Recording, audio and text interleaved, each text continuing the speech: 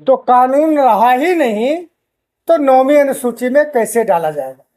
यह तेजस्वी को ज्ञान ही नहीं है कि कानून नहीं है, कोई अधिनियम नहीं है, तो 9वीं अनुसूची में कैसे डाला जाएगा? तो ये अनुभवहीन नेता का करतूत है। यह सबसे बड़ी बात है। जब उच्च न्यायालय ने निरस्त किया तो हम लोग सर्वोच्च न्यायालय गए और मजबूती के साथ सर्वोच्च न्यायालय में पैरवी भी कर रहे हैं ताकि हमारे पक्ष में निर्णय आए। और जैसे ही निर्णय हमारे पक्ष में आएगा वैसे ही केंद्र से 9वीं अनुसूची में डालने का आग्रह हम लोग करेंगे। एक बात और बताते हैं, राहुल गांधी जी कांग्रेस के बड़े नेता हैं, वह भी कह रहे हैं कि श्रेय हमको मिलना चाहिए। एक बात आप लोग सभी बुद्धिजीवी हैं, स्मरण कराता हूं कि जब हम लोग इंडिया ब्लॉक में थे, जब हम लोग इंडिया, हमारे नेता, हमारी पार्टी जब इंडिया ब्लॉक में था तो बम्बे के मीटिंग में मुख्यमंत्री जी ने प्रस्ताव रखा कि जातीय जनगणना को लेकर प्राथमिकता के आधार पर लड़ाई लड़ना चाहिए। लेकिन राहुल गांधी और ममता बनर्जी ने इसको निरस्त कर दिया। अगर मन में बात होती तो शायद जातीय जनगणना के प्रस्ताव को निरस्त नहीं किया होता। ये है राहुल गांधी का और फिर क्यों आज जो चिल्ला रहे राहुल गांधी, 14 तक तो सरकार में होते, 14 तक सरकार में थे, तो सरकार में रहते हुए उन्होंने जाति आधारित जनगणना नहीं किया। 10 में शुरू किया था, सामाजिक शैक्षणिक सर्वे कराया था जिसमें जातीय जनगणना की भी बात उठी थी। स्वर्गीय मनमोहन सिंह ने माना था लेकिन नहीं हुआ। तो कांग्रेस की नीयत कभी भी देश के गरीबों के प्रति साफ नहीं रहा है और तेजस्वी को समझदारी नहीं है कि जनता जानती है कि जो आप श्रेय लेना चाहते हैं वो श्रेय आपको नहीं मिल पाएगा। ये स्थिति है। मैं इसलिए स्पष्ट करना चाहता हूं कि बहुत सारे लोग मित्र श्रेय के नाम पर बहुत तरह की बात बोलते हैं। मैं स्पष्ट कर दिया कि सारे निर्णयों में तेजस्वी जब नहीं था तो श्रेय किस बात का? साथ, हाँ ये बात सही है कि आपने विरोध नहीं किया लेकिन नेतृत्व नहीं किया, निर्णय आपने नहीं किया, तो यह श्रेय आप लेने का प्रयास कर रहे हैं। तो ये पाखंडी श्रेय है, बिल्कुल गलत श्रेय है। अंत में मैं प्रधानमंत्री जी को भी बधाई देना चाहता हूं।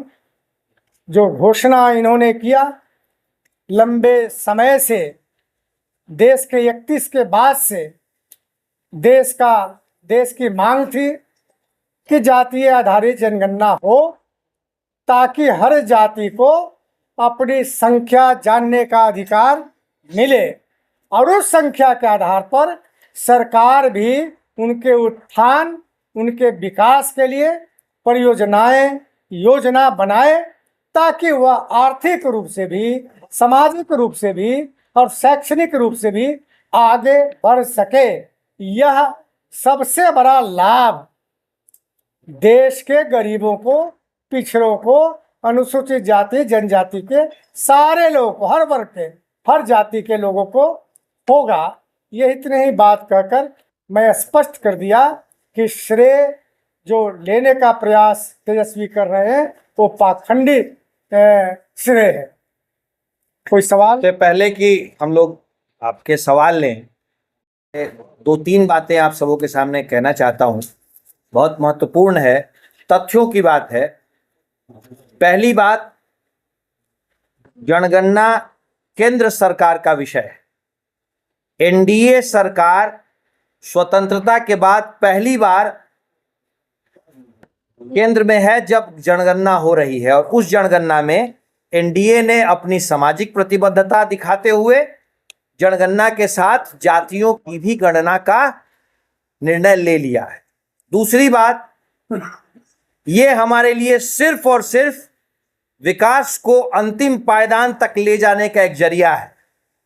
माननीय नरेंद्र मोदी जी के नेतृत्व वाली इस देश की एनडीए सरकार ने इसके पहले भी ऐसे निर्णय लिए हैं। इकोनॉमिकली वीकर सेक्शन को, ईडब्ल्यूएस को 10% आरक्षण देना भी एक ऐसा ही निर्णय था।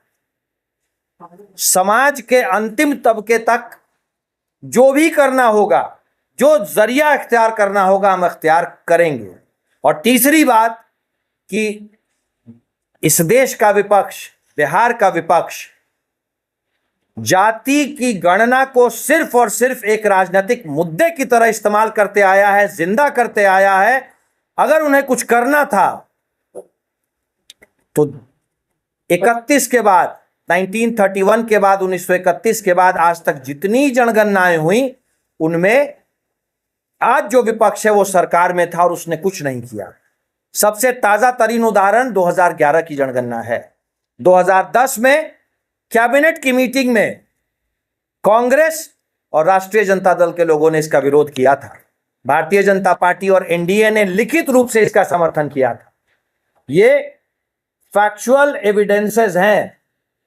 इसीलिए विपक्ष इस चीज पे, मैं ऐसी उम्मीद करता हूं कि वैसे तो बिहार में और इस देश में विपक्ष आज के दिन में सिर्फ और सिर्फ राजनीतिक ठगी कर रहा है, पर विकास के मुद्दे पे विपक्ष न राजनीति करे, न ठगी करने की कोशिश करे, क्योंकि इस देश में नरेंद्र मोदी जी के नेतृत्व में एनडीए की सरकार है जिसका सिर्फ एक लक्ष्य है, सबका साथ, सबका विकास, सबका विश्वास और सबका प्रयास। बहुत बहुत धन्यवाद। किसी के कोई सवाल है तो